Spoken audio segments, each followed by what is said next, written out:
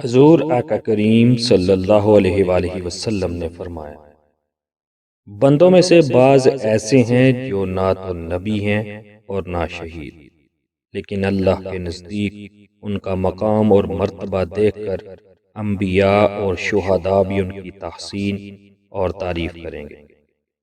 صحابہ اکرام نے عرض کیے، یا رسول اللہ صلی اللہ علیہ وآلہ وسلم، وہ کون لوگ ہوں گے؟ آپ صلی اللہ علیہ وآلہ وسلم نے فرمایا، یہ وہ لوگ ہیں جو لوگوں سے محض اللہ کی وجہ سے محبت کرتے ہیں، حالانکہ وہ لوگ نہ ان کے رشتہ دار ہوتے ہیں اور نہ ان سے کوئی دنیوی فائدہ ہوتا ہے۔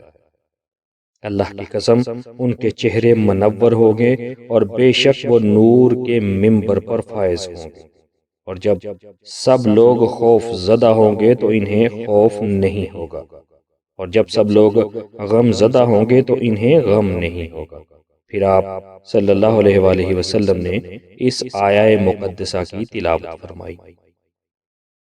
سورہ یونس۔ الا ان اولیاء اللہ لا خوف علیہم ولا هم یحزنون۔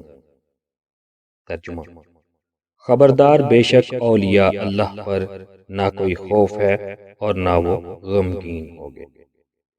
بحوالہ سنن ابی داؤد، حدیث نمبر 3028 اور مشکات شریف۔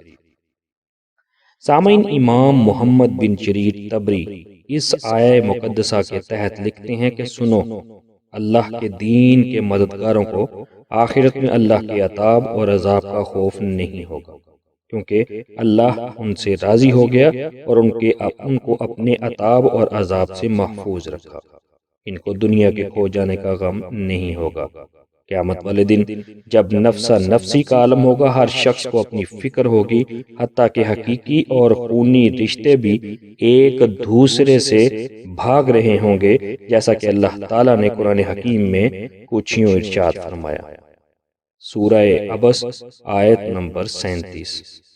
ترجمہ: اس دن ہر شخص کو ایسی پریشان کن حالت لاحق ہوگی جو اسے ہر دوسرے سے بے پرواہ کر دے گی، یعنی سب انسان اپنے ماں باپ، بہن بھائی، بیوی بچوں، دوست احباب سے بھاگ رہے ہوں گے۔ ہر ایک کو فکر ہوگی کہ آج وہ کسی طرح اللہ تعالیٰ کے عذاب سے بچ جائے۔ تو اس وقت اولیاء اللہ پر کسی قسم کا کوئی خوف اور غم نہیں ہوگا، کیونکہ ان نیک لوگوں نے اپنی دنیوی زندگی میں اللہ تعالیٰ کو راضی کر لیا تھا۔ ان کا ہر لمحہ اللہ کی یاد میں گزرتا تھا۔ وہ دن رات عبادت میں مشغول رہتے تھے اور انسانوں کی خدمت میں لگے رہتے تھے۔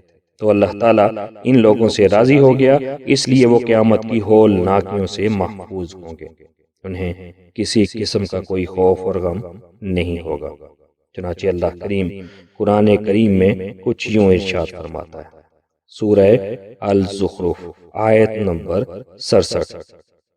ترجمہ: سارے دوست و احباب اس دن ایک دوسرے کے دشمن ہوں گے، سوائے پرہیزگاروں کے، انہی کی دوستی اور ولایت کام آئے گی۔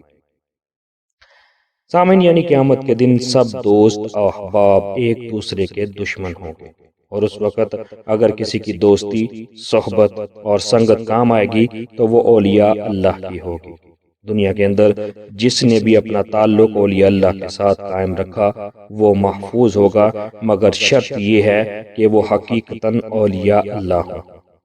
حضور صلی اللہ علیہ وآلہ وسلم سے پوچھا گیا کہ ولی کی پہچان کیا ہے، تو آپ صلی اللہ علیہ وآلہ وسلم نے فرمایا کہ یہ وہ لوگ ہیں کہ جب دکھائی دیں تو اللہ یاد آ جائے۔